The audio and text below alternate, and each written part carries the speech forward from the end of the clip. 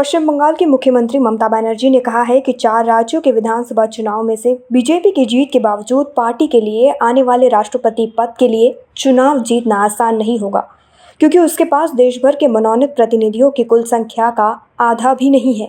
यह कहते हुए कि खेल अभी खत्म नहीं हुआ है, ममता ने कहा है कि जिनके पास देश में कुल विधायकों की संख्या के आधे भी नहीं है, उन्हें बड़ी बड़ी बातें नहीं करनी चाहिए, क्योंकि विधानसभा चुनाव में हार के बावजूद समाजवादी पार्टी जैसी पार्टियां पिछली बार की तुलना में मजबूत हैं। साथ ही पश्चिम बंगाल के सीएम ने कहा, खेल अभी खत्म नहीं हुआ था।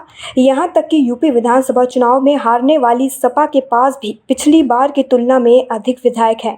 राष्ट्रपति चुनाव परोक्ष रूप से निर्वाचक मंडल के जरिए आयोजित किए जाते हैं, जिसमें संसद के निर्वाचित सदस्य और राज्य और यूपी की विधानसभाओं के सदस्य शामिल होते हैं। 12 से 14 साल की उम्र के बच्चों के लिए कोर्बेवैक्स कोविड-19 वैक्सीन की कीमत बिना टैक्स के बाजार में 800 रुपये की होगी। हालांकि कंपनी की ओर से सरकार को यह वैक्सीन 145 रुपये में बेची जाएगी।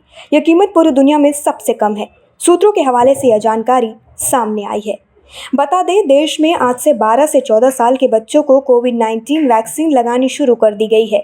सरकार द्वारा अनुमति इस आयु वर्ग के करीब 5 करोड़ बच्चों को स्वदेशी कंपनी बायोलॉजिकल ई की ओर से बनाई गई कोर्बेवैक्स वैक्सीन लगाई जाएगी।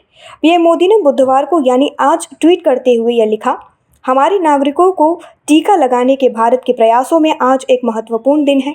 12 से 14 साल के बच्चों के अलावा सरकार ने 60 वर्ष से अधिक आयु के लोगों को एहतियाती खुराक देने के लिए अन्य बीमारियों से पीड़ित होने की शर्त हटाने का भी फैसला किया है। पूरे यूपी में समाजवादी पार्टी के कार्यकर्ता विधानसभा चुनाव की 10 मार्च को हुई वोटों की गिनती के एक दिन पहले मतगणना केंद्र में प्रवेश करने के पहले सरकारी वाहनों की जांच के लिए पुलिस केस का सामना कर रहे हैं। यूपी विधानसभा चुनाव की काउंटिंग के पहले उस समय विवाद खड़ा हो गया था, जब सत्तारूढ़ बीजेपी की प्रमुख प्रतिद्वंदी सपा के प्रमुख अखिलेश यादव ने वाराणसी के एक काउंटिंग सेंटर से ईवीएम की चोरी का आरोप लगाया था। यादव ने अपने कार्यकर्ताओं ने वोटों की गिनती शुरू होने के पहले ईवीएम की पूरे समय चौकसी करने को कहा था। कर्नाटक हाईकोर्ट की ओर से हिजाब विवाद को लेकर आए फैसले का विरोध भी शुरू हो गया है। कर्नाटक हाईकोर्ट के हिजाब को लेकर सुनाए गए फैसले से नाराज मुस्लिम समुदाय के नेताओं ने गुरुवार को कर्नाटक बंद का आह्वान किया है। कर्नाटक के भटकल में बुधवार को मुस्लिम समुदाय ने अपनी दुकानों को बंद कर रखा था। शहर में दिन भर अधिकांश दुकानों का शटर गिरा रहा। भटकल में उडुपी से करीब 90 किलोमीटर दूर स्थित एक शहर है। कल के बंद में शामिल होने के लिए पूरे राज्य व्यापार मंडल को भी निर्देश दिया गया है। मुस्लिम नेता सगीर अहमद ने बुधवार को घोषणा की कि वह कल मुस्लिम समुदाय के मौलवियों के साथ बैठक करेंगे। उन्होंने कहा कि बंद के लिए किसी से कोई जोर जबरदस्ती नहीं करना है। कोर्ट ने फैसला सुनाते हुए कहा है कि मुस्लिम महिलाओं की ओर से हिजाब पहनना इस्लाम के तहत आवश्यक धार्मिक प्रथा का हिस्सा नहीं है और विद्यालय के यूनिफॉर्म का निर्धारण केवल एक उचित प्रतिबंध है, जिस पर छात्र छात्राएं आपत्ति नहीं कर सकते।